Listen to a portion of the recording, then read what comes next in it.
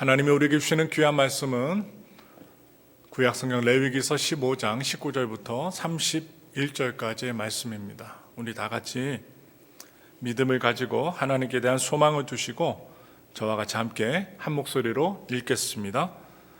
어떤 여인이 유출을 하되 그의 몸에 그의 유출이 피이면 이레 동안 불결하니 그를 만지는 자마다 저녁까지 부정할 것이요 그가 불결할 동안에는 그가 누웠던 자리도 다 부정하며 그가 앉았던 자리도 다 부정한즉 그의 침상을 만지는 자는 다 그의 옷을 빨고 물로 몸을 씻을 것이요 저녁까지 부정할 것이며 그가 앉은 자리를 만지는 자도 다 그들의 옷을 빨고 물로 몸을 씻을 것이요 저녁까지 부정할 것이며 그의 침상 위에나 그가 앉은 자리 위에 있는 것을 만지는 모든 자도 저녁까지 부정할 것이며 누구든지 이 여인과 동침하여 그의 불결함에 전염되면 이레 동안 부정할 것이라. 그가 눕는 침상은 다 부정하니라. 만일 여인의 피의 유출이 그의 불결기가 아닌데도 여러 날이 간다든지 그 유출이 그의 불결기를 지나도 계속되며 그 부정을 유출하는 모든 날 동안은 그 불결할 때와 같이 부정한즉 그의 유출이 있는 모든 날 동안에 그가 눕는 침상은 그에게 불결할 때의 침상과 같고 그가 앉는 모든 자리도 부정함이 불결할 때의 부정과 같으니 그것들을 만지는 자는 다 부정한즉 그의 옷을 빨고 물로 몸을 씻을 것이며 저녁까지 부정할 것이요 그의 유출이 그치면 이레를 센 후에야 정하리니 그는 8째 날에 산비둘기 2마리나 집비둘기 새끼 2마리를 자기를 위하여 가져다가 회막문 앞 제사장에게로 가져갈 것이요 제사장은 그 한 마리는 속죄제로 다른 한 마리는 번제로 드려 유출로 부정한 여인을 위하여 야훼 앞에서 속죄할지니라.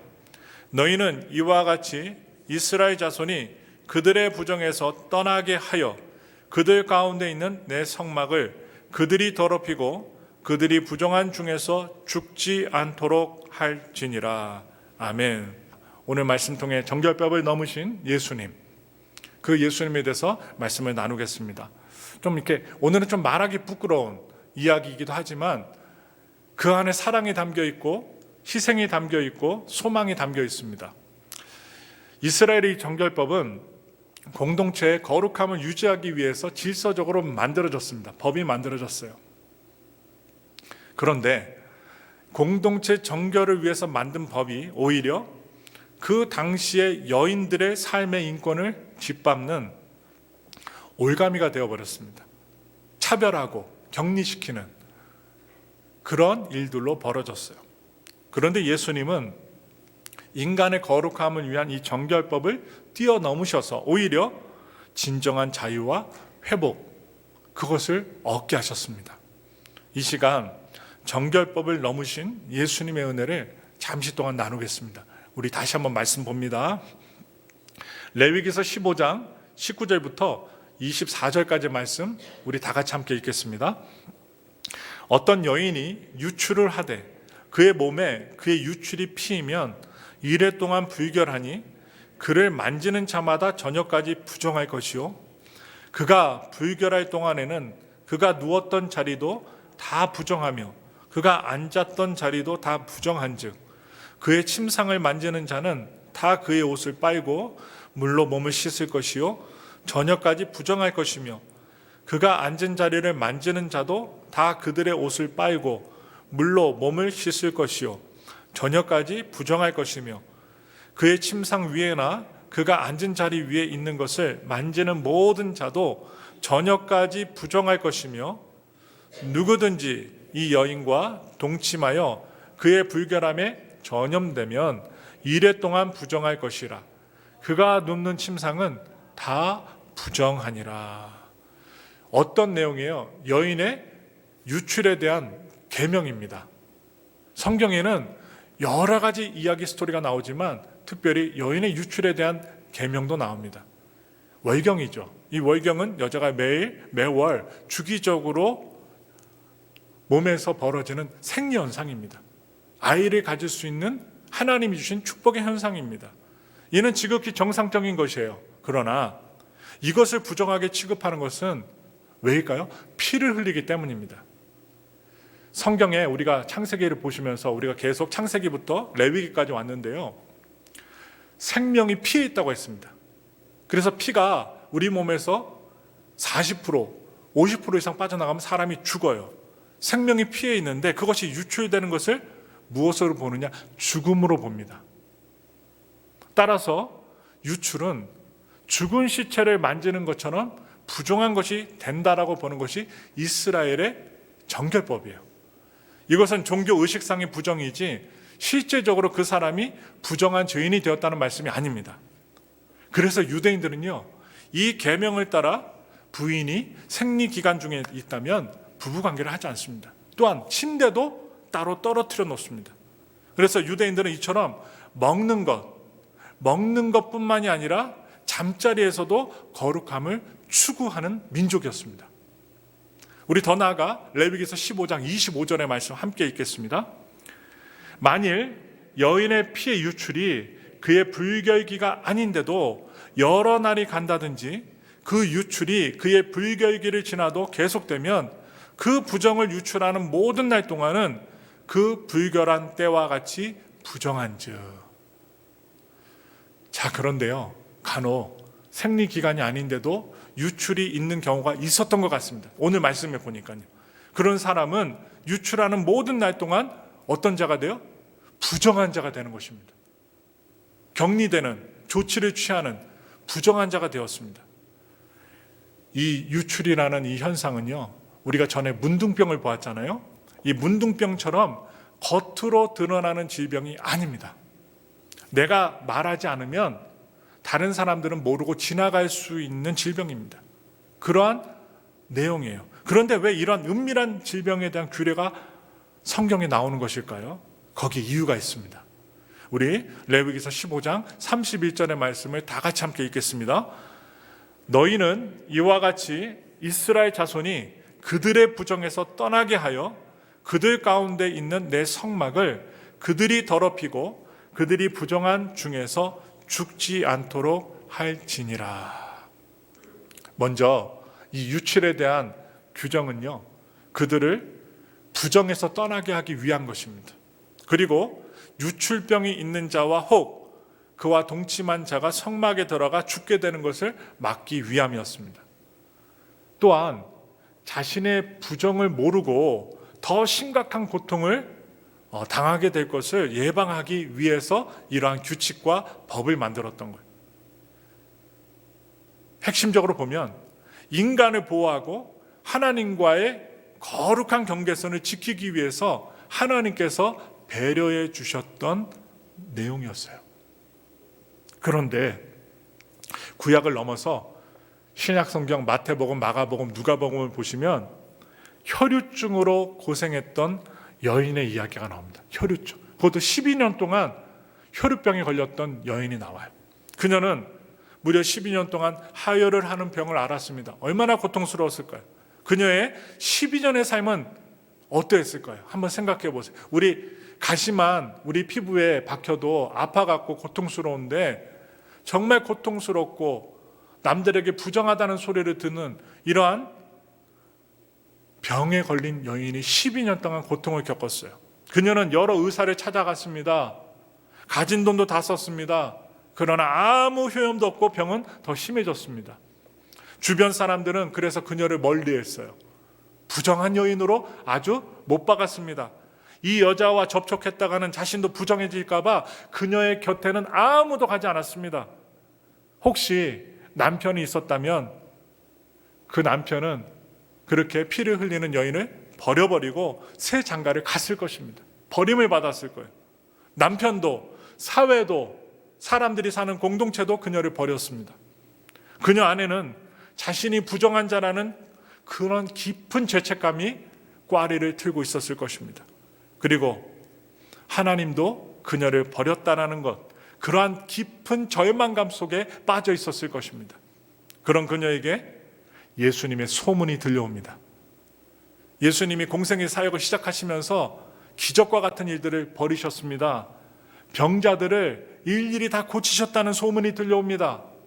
심한 나병 환자도 깨끗하게 하셨다는 소문이 들려오고, 심지어 자연에 거하는 바다도 잠잠하게 하셨다는 예수님의 기적과 같은 스토리가 이 여인에게 들려옵니다. 마지막으로 또 보니 귀신 들린 사람까지도 정신병이 낫게 하는 예수님의 치유의 역사가 나타났다는 소문이 이 여인의 귀에 들려옵니다. 시리에 빠졌고 절망감에 빠졌던 이 여인의 귀, 그 귓전에 예수님의 놀라운 소문이 들려왔습니다. 그래서 이 여인은 이렇게 마음 먹었을 수도 있습니다. 이런 분이라면 12년 동안 고통당했던 나를 고치실 수 있겠구나라는 희망이 생겼을지도 모릅니다. 그것이 간절한 믿음이었을지도 모릅니다. 그녀는 예수님을 찾아 나서게 되었습니다. 머물러 있어야 돼요. 그리고 갇혀 있어야 됩니다. 사람들 주변에 어슬렁어슬렁 거리면 오히려 돌에 맞거나 아니면 감옥에 갈 수도 있어요. 그런데 소망을 가지고 예수님을 찾아 나섰어요. 예수님은 당시 갈릴리 회당장 야이로의 딸, 그 딸을 고치시러 가시는 중이었습니다. 많은 무리가 예수님을 따랐어요. 소문이 그 여인에게만 들렸을까요? 수많은 사람들에게 소문이 들렸기 때문에 예수님의 12제자와 함께 예수님께서 길거리를 지나가실 때 수많은 사람들이 애워싸 미는 상황이 벌어졌습니다. 그녀는 무리 가운데 얼떨결에 끼어 들어와서 예수님 뒷전에서 예수님의 모습을 발견하고 감히 예수님의 손은 잡지도 못하고 예수님의 뒤에 있는 끝에 있는 옷자락을 딱 잡습니다. 그냥 댔어요. 잡은 것도 아닙니다. 옷자락에 손을 대었습니다.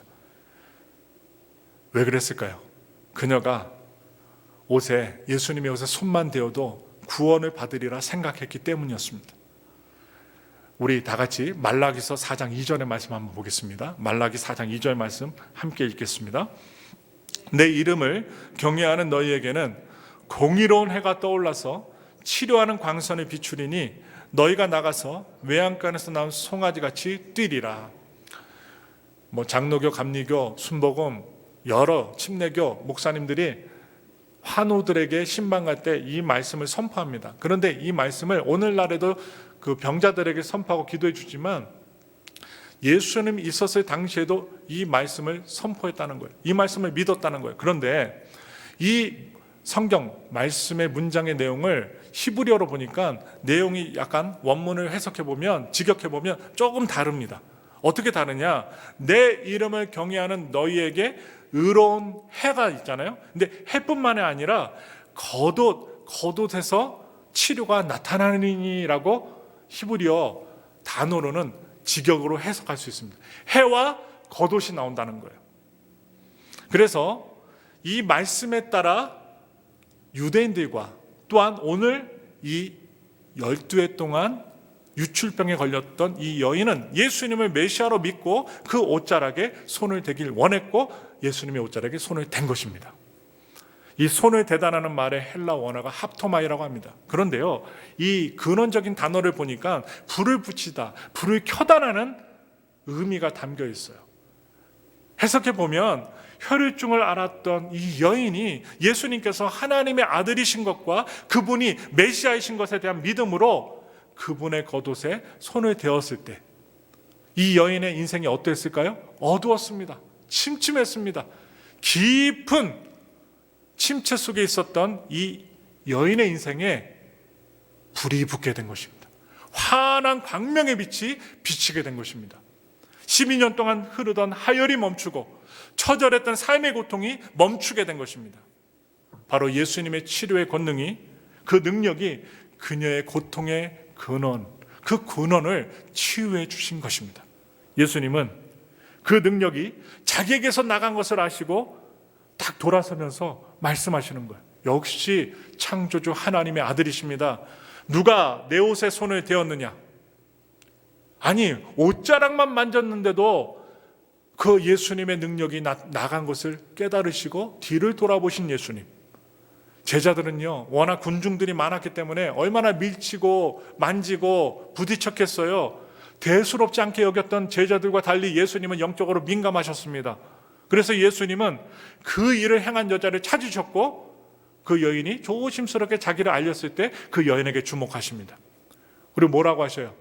여자여, 두려워 떨며 근심하는 여에게 두려워하지 말라고 하십니다. 그래서 예수님 앞에 두려워하지 말라는 예수님의 말씀에 이 여인은 엎드려서 모든 사실을 털어놓았습니다. 과연 이 여인은 무엇을 두려워했을까요?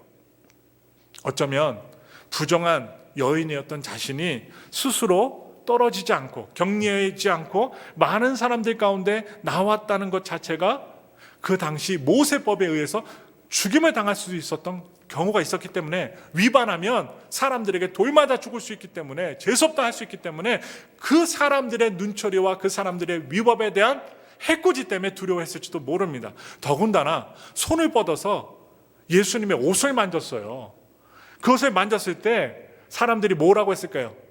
수석 제자인 베드로를 비롯해서 11 제자들이 이 여인을 아주 도깨비 같은 눈으로 쳐다보면서 어찌 부정한 여인이 예수님의 옷을 잡아서 예수님을 부정하게 하는가 비난받을 수 있었기 때문에 두려워 덜덜 떨면서 예수님의 옷자락을 만졌을지도 모릅니다. 동일한 사건을 기록하고 있는 누가복음, 마태복음도 나오고 마가복음 나오는데요, 누가복음에는 여인이 옷가에 손을 대었다고 말합니다. 옷가에 손을 대었다. 이 옷가가 뭡니까? 그 당시 유대인들의 겉옷에 달고 다니는 옷술입니다. 옷술. 그런데요, 이 옷술을 함부로 만지면 안 됩니다. 바로 권위와 위엄을 상징하는 사람들의 옷술에 손을 대는 것은 처벌도 그 당시 가능했다고 합니다. 그런데 예외가 있었어요. 예외는 무엇이냐? 가족들이 대면 봐줬어요. 그런데 남이 유대인들의 옷깃에 달린 옷술에 손을 대면 처벌을 당합니다. 종교법에 의해서 처벌을 당했습니다. 근데 제가 예외가 있다고 했죠? 가족들은 봐줬다고요? 예수님의 모습이 중요합니다. 예수님은요, 모든 사람들의 시선이 쏠려서 두려워 떨고 있는, 벌벌 떨고 있는 이 여인을 향해서 이렇게 말씀하십니다. 딸아, 내 믿음이 너를 구원하였으니 평안히 가라. 여러분, 우리가 성경 읽을 때 그냥 지나치잖아요? 여러분, 가족들은 옷술에 손을 대어도 유출한 환자일지라도 부정한 자일지라도 봐줬다니까요. 근데 예수님이 제일 먼저 뭐라고 하셔요? 딸아. 가족으로 대하시는 거예요. 이 여자여가 아닙니다. 딸아, 내 믿음이 너를 구원하였으니 평안히 가라. 예수님은 그녀를 딸로, 가족으로 불러주셨습니다. 처벌에 대한 두려움을 면해 주신 것입니다. 그리고 뭐라고 하시냐면 마지막에 평안히 가라 하십니다. 예수님이 함께 하시면 평안이 임합니다. 여러분, 헬라어로 평안은 에이레네라고 합니다. 그런데 히브리어는 우리가 다 알죠. 샬롬이라고 합니다. 샬롬. 평안히 가라. 예수님은 두려워 떠는 이 여인에게 평안을 주셨습니다. 바로 12년 동안 깨어진 사람들과의 관계 속에서 깨어진 샬롬, 하나님과의 깨어진 그 샬롬, 그리고 자신과의 깨어진 샬롬을 예수님을 통해서 예수님께서 평안을 주심으로 말미암아 회복해 하신 것입니다. 예수님은 이어서 내 병에서 놓여 강건할지어다 선언하십니다. 강건할지어다 선언하십니다. 이제 이 여인은 병이 나음으로 공동체에 들어갈 수 있는, 사람들과 가까이 대할 수 있는 인생이 되었습니다. 그리고 성전에 나가 제사 드릴 수 있는, 예배를 드릴 수 있는 자가 되었습니다. 예배가 회복되었어요. 사람들과의 관계가 회복되었습니다. 예수님은 이후 이 여인을 딱 고치신 다음에 말씀을 보시면요, 회당장의 집으로 가십니다. 죽은 회당장의 12살 난 딸의 손을 잡고 뭐라고 하셔요? 여러분들 잘 아시잖아요. 찬양의 주제입니다. 제목이기도 합니다. 달리달굼, 소녀야 일어나라. 신기하죠? 12해 동안 혈우증에 걸렸던 여인을 고치셨는데, 또한 12살 난 죽은 여자아이를 달리달굼 살리십니다. 예수님의 명령에 의하여 죽은 소녀가 살아났습니다. 기적입니다. 바로 소녀의 나이는 12살이었습니다. 예수님은 12년의 인생이 끝났던 이 소녀의 삶도 다시 살려주셨습니다. 여러분 신기하죠? 예수님은요 지금 법을 어기고 있어요. 죽은 사람에게 손을 댄다고 하면 레위기법이 뭐라고요? 부정한 자라고 했어요. 7일 동안 격리해야 됩니다. 사람들과 같이 살면 안 돼요. 나는 부정하다 하면서 어떻게요? 사람들 사이에 들어가면 안 돼요. 그런데 예수님은 사람들 사이에 들어가십니다. 죽은 자를 만지십니다. 병에 걸린 여인, 부정한 여인에게 손됨을 당해도 화를 내지 않으십니다. 딸이라고 하십니다. 가족이라고 하십니다. 예수님은 그 당시 정결법을 넘어선 것입니다. 구약 모세법에 의하면 여러분 유출하는 자와 접촉하거나 시체와 접촉하는 자는 그 역시 부정하게 됩니다. 그런데 예수님은 어떻게 그 부정함을 상관하지 않으시고 오히려 그들을 고치시고 살리실 수 있었을까요?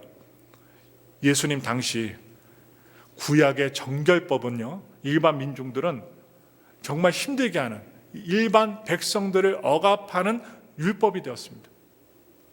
인간들을 위해서 전염병에 걸리지 않고 인간들이 하나님의 거룩한 성전에 들어가 죽임을 당하지 말라고 하나님이 배려하신 모세를 통해서 만들어주신 법인데 그 법을 사람들이 악용하는 거예요.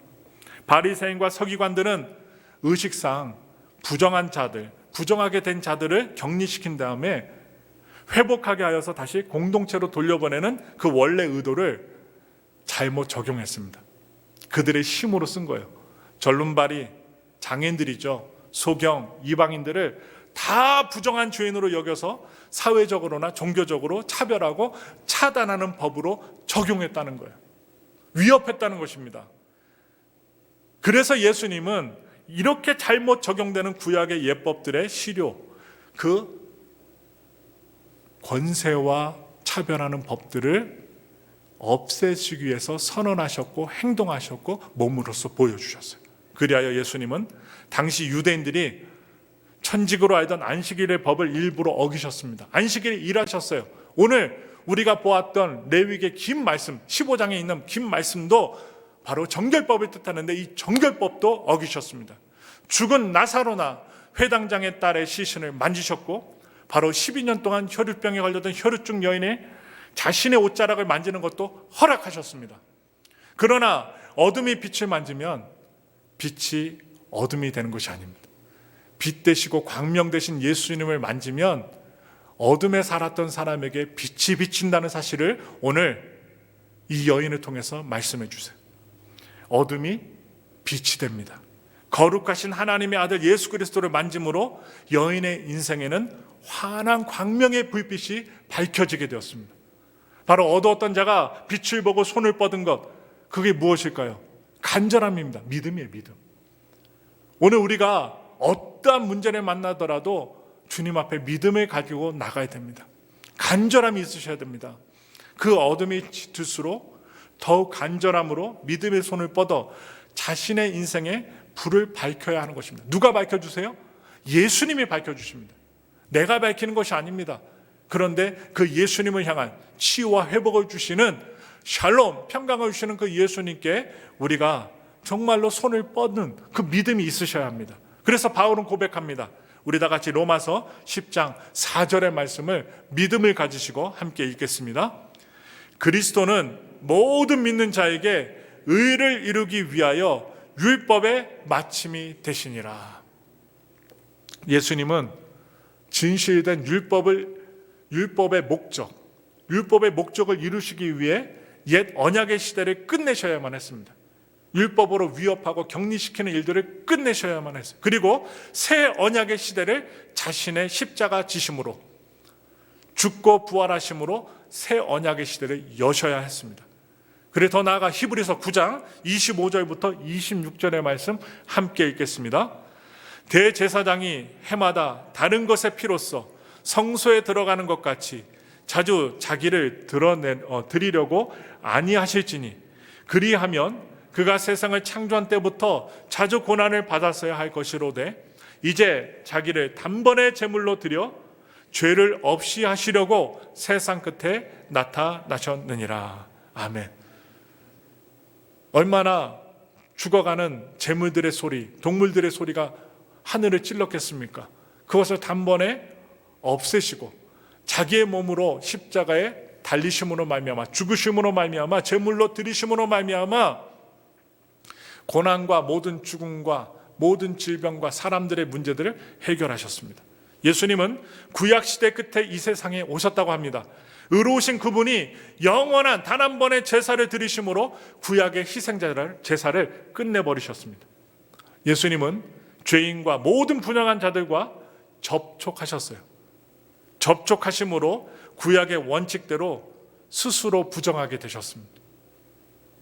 그러나 그들을 대신하여 모든 부정함과 죄를 지고 십자가에서 피 흘리심으로 모든 부정한 자들을 정결하게 하셨습니다.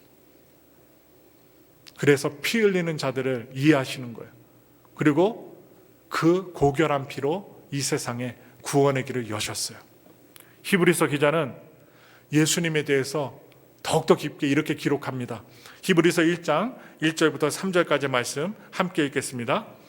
옛적에 선지자들을 통하여 여러 부분과 여러 모양으로 우리 조상들에게 말씀하신 하나님이 이 모든 날 마지막에는 아들을 통하여 우리에게 말씀하셨으니 이 아들을 만유의 상속자로 세우시고 또 그런 말미암아 모든 세계를 지으셨느니라. 이는 하나님의 영광의 광채시요 그 본체의 형상이시라. 그의 능력의 말씀으로 만물을 붙드시며 죄를 정결하게 하는 일을 하시고 높은 곳에 계신 지극히 크신 이의 우편에 앉으셨느니라. 아멘. 하나님은 구약시대 부정의 문제를 예수님 안에서 완성하셨고 해결하셨습니다. 그분이 나를 정결케 하는 피를 흘리셨음을 우리가 믿을 때 우리는 그의 피의 능력으로 깨끗하여집니다. 치유되고 회복되어 공동체의 삶, 예배의 삶을 회복하게 되는 것입니다. 정도의 차이는 있어요. 정도의 차이는 있겠지만 우리는 남들이 잘 알지 못하는 오래된 병들이 있습니다. 아무리 건강하게 보여도요, 정신적으로, 심리적으로, 육체적으로 우리는요, 병들이 있습니다. 12년 동안 하혈했던 여인과 같이 수십 년 피를 흘리는 아픔을 안고 사는 사람들이 많이 있습니다. 트라우마가 있는 분도 있습니다. 잘못된 가르침과 믿음 때문에 자신을 부정하다고 여기는 분들이 많이 계십니다. 그래서 그들은요, 피 흘리며 사람들과 격리가 됩니다. 떨어지게 됩니다. 그래서 어떠한 마음을 가져요? 아무도 나를 사랑하지 않을 거라고 굳게 믿습니다. 그리고 눈치를 보게 됩니다. 그리고 그들은 피 흘리며 하나님과도 격리될 수 있습니다. 누구처럼? 이 여인처럼. 그래서 하나님은 이렇게 못난 나를 사랑하지 않으실 거라고 굳게 믿기도 합니다. 잘못된 생각이죠. 그러나 예수님은 우리들에게도 이렇게 말씀하십니다. 딸아, 아들아, 내 믿음이 너를 구원하였으니 평안히 가라. 내 병에서 놓여 건강할지어다. 이게 예수님의 마음이에요. 저주가 아닙니다. 떨어져라가 아닙니다. 세상 사람들과 똑같이 욕하시는 것이 아닙니다. 건강하길 원하고 평강이 임하길 원하십니다. 예수님은 우리의 오랜 질병 때문에 끊어졌던 하늘 아버지와의 관계를 다시 이어주기를 원하시는 분이십니다. 그래서 예수님은 여인에게 내 믿음이 너를 구원하였다고 말씀하셨어요. 우리가 잘못된 이야기들과 가르침, 편견을 뚫고 간절한 믿음의 손을 내밀어서 예수님의 옷수를 만질 때 우리의 인생에도 환한 광명의 빛이 켜지는 것입니다. 우리 힘으로는 안 켜져요. 더 어둠의 늪으로 들어갑니다. 그런데 예수님의 옷을 잡고자 했을 때 예수님을 통해 우리는 광명의 빛을 보게 됩니다. 그런 간절함이 차이를 만들고 기적을 만든다는 사실이에요. 여러분, 그런 간절함이 있으십니까? 도저히 불가능해 보이던 일도 간절함으로 나아갔던, 그런 간절함을 가졌던, 믿음을 가졌던 누군가에게 가능한 일로 변화되는 것을 우리는 종종 발견하게 됩니다. 예수님 주위에 수많은 무리들이 있었습니다. 수많은 사람들이 있었습니다. 그런데요, 오직 손을 내밀어 예수님의 옷을 만졌던 여인만이 고침을 받았습니다. 성도님들도 의사가 못 고치는 문제들이 많이 있을 것입니다. 아무리 옆에 사람에게 이야기를 해도 해결되지 않는 문제들이 많이 있으실 것입니다. 저도 상담 심리를 배웠지만 상담사나 정신과 의사도 못 고치는 오래된 마음의 병들이 너무나도 이 세상에 즐비하고요, 사람들 안에 숨어 있습니다. 우리는 간절함으로 손을 뻗어 예수님의 옷을 잡아야 합니다. 뭐예요? 예수님을 믿으라는 거예요. 우리를 광명의 빛으로 구원의 길로 인도하심을 믿으라는 것입니다. 그래서 주님은 세상에서 세상의 법으로, 정결법으로, 종교법으로 우리를 해코지하고 또한 우리의 마음을 심란하게 하는 것을 예수님은 넘으셨어요. 그래서 주님의 정결법을 넘으신 치유의 능력, 그 능력으로 오랜 질병에서 노임을 받고 예수님이 원하시는 평강, 에이레네, 샬롬을 회복하는 여러분들이 되시기를 예수님의 이름으로 축원합니다. 우리 시간 함께 기도하겠습니다.